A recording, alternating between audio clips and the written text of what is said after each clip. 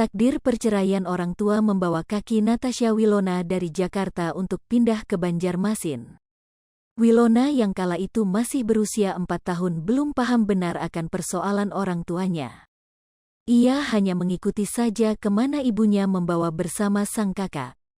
Karena waktu itu di Jakarta aku sama papanya udah pisah, jadi saya pikir di Jakarta nggak terlalu banyak kerabat, kebanyakan itu di Kalimantan, sebut Teresia. Hingga Teresia memutuskan untuk pindah ke Banjarmasin bersama kedua anaknya. Kan dia beda sama kakaknya 2 tahun setengah, sebut Teresia. Dari kontrakan yang sangat sederhana itu, jalan Natasha Wilona menuju ke Bintangan terbentang. Sang ibu akhirnya menyadari bakat sang bungsu terus mengasah dengan membawanya ke sekolah model. Sementara ia harus berjuang keras dengan berjualan baju serta berharap kiriman bulanan dari mantan mertua. Secara ekonomi memang gak banyak uang, lagi kekurangan, sebut Teresia. Saya harus memange uang buat makan sehari-hari, harus cukup buat makan siang malam, jelas Teresia. Hingga Teresia mulai berpikir untuk berjualan baju. Kebetulan dia punya kakek di Jakarta, dia support saya secara ekonomi, jadi mertua saya masih bantu bayar sekolah mereka, kadang suka ngirim barang dari Jakarta, katanya. Sehingga anaknya selalu senang lantaran mendapat kiriman dari Jakarta. Wilona melewati masa kecilnya dengan kesulitan, ia hanya tinggal di kontrakan sederhana.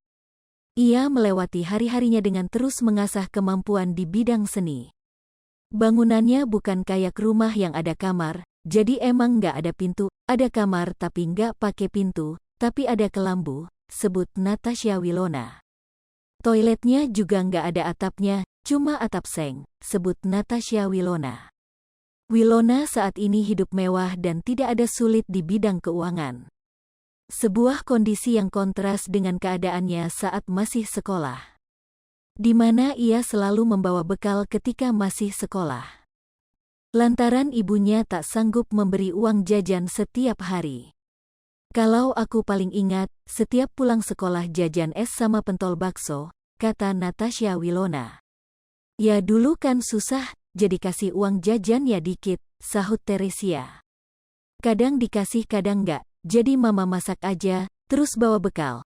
Kalau jajan ya seminggu 2 kali, sebut Wilona. Hingga akhirnya Wilona mendapat tawaran casting di Jakarta. Demi buah hatinya, Teresia akhirnya membawa buah hatinya lagi ke ibu kota. Hingga ia perlahan sukses dengan awalnya membintangi iklan, hingga sinetron dan film. Jadi waktu itu ada manajemen, kan kalau mau jadi artis nggak mungkin tinggal di Banjarmasin, jadi ya udahlah dia ada bakat tinggal mengasah bakatnya, katanya. Hai pemirsa Sri Popo TV, jangan lupa komen, like, dan subscribe, serta tonton terus berita-berita terupdate lainnya ya.